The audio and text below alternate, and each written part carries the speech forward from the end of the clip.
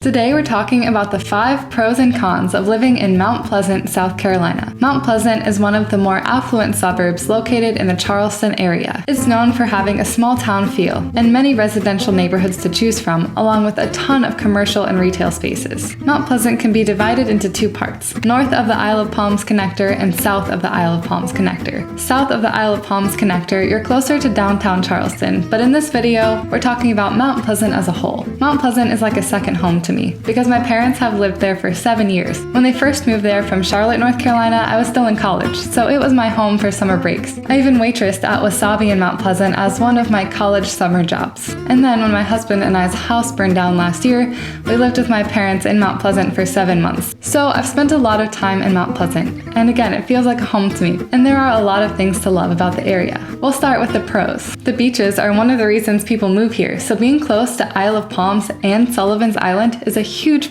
perk for living in Mount Pleasant. If you're in North Mount Pleasant, you'll be closer to Isle of Palms, and if you're in South Mount Pleasant, you'll be closer to Sullivan's Island. But the beaches are connected, so you could go to either one, and they are both beautiful beaches. These beaches do get pretty crowded in the summer, so locals enjoy going in the off-season and in the evenings. In addition to the beaches, if you like going out on the water by boat, whether it's an engine boat, kayaking, or paddleboarding, there are so many waterways in the Mount Pleasant area. The way it's geographically located is there's the ocean, the barrier islands like Isle of Palms, and then Mount Pleasant. But behind Mount Pleasant is the Wando River, so you have that option for going out on the water too. There are plenty of homes in Mount Pleasant that either have docks in the backyards or community docks. There are boat landings and marinas in the area. One of the most iconic spots to get on the water in Mount Pleasant is Shem Creek. Shem Creek is lined with waterfront restaurants and bars, and it's a great place to go boating or launch your kayak because you can go right into the Charleston Harbor from there and see the views of the Charleston skyline and Ravenel Bridge. Because the shrimping boats do come into Shem Creek, here you can also pick up the freshest seafood around, so that's another great reason to be in Mount Pleasant. Geechee Seafood is my family's favorite spot to get local fresh seafood, and it's located right in Shem Creek. Speaking of fresh seafood, that brings us to our next pro of great restaurants. While downtown Charleston is known as the hub of great food, Mount Pleasant has quite a few restaurants of its own that compete with Charleston. There are of course the places on Shem Creek like Tavern and Table and Saltwater Cowboy, but all throughout Mount Pleasant there are a number of other restaurants. Outside of Shem Creek, some of the most popular restaurants in Mount Pleasant are Swig and Swine,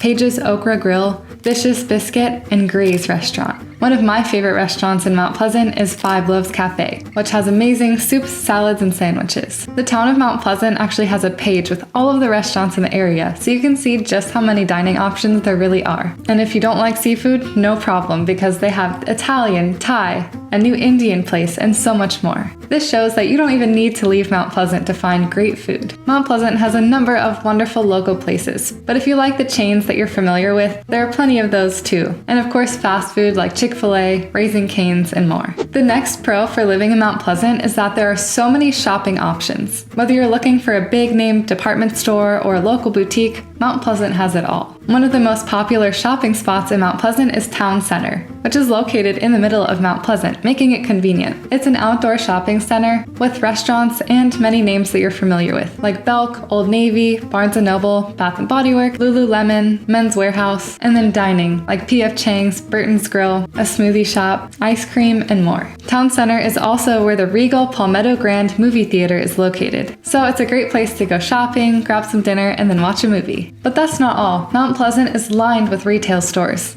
So as you're driving through 17, which is the main highway that runs through Mount Pleasant, you'll see plenty of shopping. They even have the only Trader Joe's grocery store in the area. And Mount Pleasant has a number of grocery stores close to any community. Some favorite local shopping spots are Hadrill's Point and Tackle if you like fishing, and Mount Pleasant Mall, which is a unique shopping experience as it has antiques and local vendors. It's where we've gotten some artwork to furnish our house. Mount Pleasant also has a Home Goods, TJ Maxx, Nordstrom Rack, Dick's Sporting Goods, so I'm telling you, with shopping options, you're good to go. The next pro for living in Mount Pleasant is that it has some of the most highly rated schools in South Carolina. Now, as a real estate agent, I can't say too much about schools or things like crime, but if you go to resources like schooldigger.com or Great Schools, you can see some of the rankings and decide if you have children if these schools are the right fit for your family. When my parents moved here, I was just starting college in North Carolina, but my middle brother went to Wando High School and my youngest brother has been in the Mount Pleasant school system the entire time. Seeing the programs at Wando High School made me wish I could have gone to high school there. Their band program is one of the most comprehensive in South Carolina, and they're constantly winning marching band competitions. They also have amazing career exploration centers, so students can get a feel for what they want to do once they graduate. Wando also competes in 21 sports with 37 teams. But this is just one high school in the area. There are a number of others like the new Lucy Beckham High School and some charter and private school options.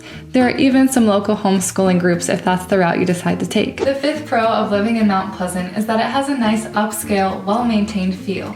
The town is pretty strict on commercial signage. You'll probably notice if you've been to the other areas of Charleston that Mount Pleasant has an emphasis on aesthetics. The medians are filled with trees and shrubs. There are flowers all throughout the town. Related to this, Mount Pleasant likes their green spaces, so there are a number of wonderful public parks to explore, like Palmetto Island County Park, Waterfront Memorial Park by the bridge, and Patriots Point. So it can be nice to know you're in a community with a number of green spaces that does a great job with the landscaping and maintaining its upscale feel. To sum up these pros of Mount Pleasant, I would say there's a lot to do. From the beaches to shopping and its proximity to downtown Charleston, you'll never run out of fun things to do in the area. Boone Hall Plantation is also located in Mount Pleasant and is a farm plantation venue that hosts many fun festivals throughout the year, like the Oyster Festival along with the Strawberry Festival, Fright Nights near Halloween, a pumpkin patch, and more. So if you're local, that's something to look forward to throughout the year. But it can't all be good, right? So now let's talk about the cons. The first con is that, of course, with all of its fun things to do, proximity to downtown Charleston, and upscale feel,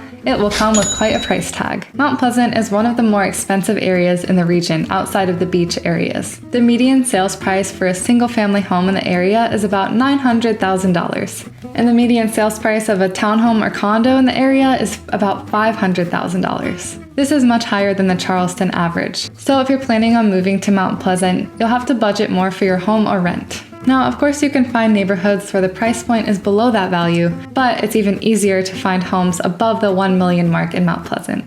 Keep in mind that this is the median sales price for now, so if you're watching this video in the future, just know that the value has probably gone up even more. So Mount Pleasant's housing prices are higher, but that means other things are more expensive in Mount Pleasant as well. While the dining of Mount Pleasant isn't necessarily more expensive than downtown Charleston, if you're looking for something like a lot, or boat storage at a marina, or even just a storage unit, you'll expect to pay more in Mount Pleasant than somewhere like West Ashley or North Charleston, for example. So this con is Mount Pleasant's price tag.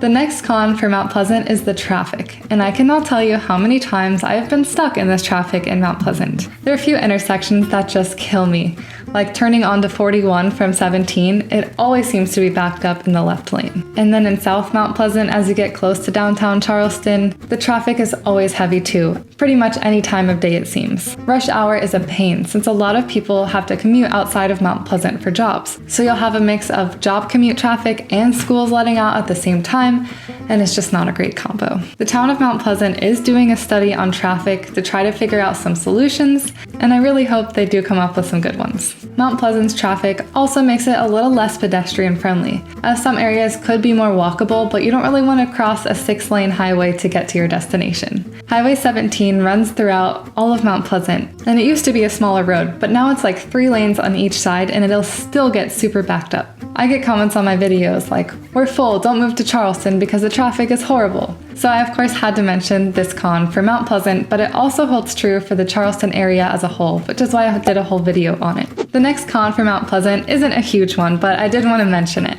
So colloquially, Mount Pleasant has a stereotype here in Charleston. People call it Mount Plastic, and I think that nickname is unfair. I don't know if people call it Mount Pleasant because they think the people are fake because they have more money, and there were some billboards toward the end of a bridge about plastic surgery, so that did not help the nickname. But I think people like to see a community that's more expensive and make assumptions about the people there, so you might get unfairly lumped into this category. If you're local, you can help me figure out what Mount Plastic is supposed to mean and if you think it's true, but I certainly don't. The people that I've met with and interacted in Mount Pleasant have all been wonderful, but I wanted to include this con as kind of a sidebar. Mount Pleasant did ban single-use plastic though, so that's another pro for the area. It prohibited single-use plastic and foam containers. So I know that's only 3 cons, but I really couldn't think of much more. The cost of living is higher and the traffic can get pretty bad. But those are really the main issues with Mount Pleasant. If you're local, I'd love to hear if you have any more cons to add. Or pros, of course. The other things I was considering as cons really just came down to personal preferences. For example, the nightlife is much better in downtown Charleston, but for someone who has a family or works night shift, they might not care. I wanted to share a little more about Mount Pleasant so you can get to know the area better. Many homes in Mount Pleasant are on the larger side, anywhere from 2,500 to even 6,000 square feet. That's not to say you can't find homes that are smaller. There are also a number of condo communities in the area if you want to move to Mount Pleasant without the hefty price tag of a 4,000 square foot home. There are a mixture of new construction and more established neighborhoods, but most of the development has happened within the last few decades. There is a lot of current new construction on the north side of Mount Pleasant approaching Awanda, like in Carolina Park and Riverside. A few popular neighborhoods in Mount Pleasant in general that you may have heard of are Ion, Old Village, Brickyard Plantation, Park West, and Seaside Farms, just to name a few. Most of the neighborhoods in Mount Pleasant have large houses with options to be on the water, and many homes are the Charleston-style homes with 2 stories, front porches, and pastel colors, although there are also plenty of estate-type homes with brick. Many of the new construction neighborhoods also offer great amenities like neighborhood pools, tennis courts, dog parks, playgrounds, and ponds. There are also a few golf course communities in Mount Pleasant, like Dunes West, Charleston National, and Rivertown Country Club. Mount Pleasant has a number of recreational facilities too, for sports and leisure. And that's it for this pros and cons list for Mount Pleasant, South Carolina. Overall, it's a wonderful place to live if you're looking for an area with plenty of things to do outdoors and indoors, with the beaches, waterways, shopping, dining, and more. However, the cost of living is higher here and the traffic has gotten much worse in recent years. So if you're not sure if it's the right fit for you, just reach out and we can talk more in depth about the Mount Pleasant area. I'll be doing more of these pros and cons lists for the Charleston areas. So till next time, thanks for watching!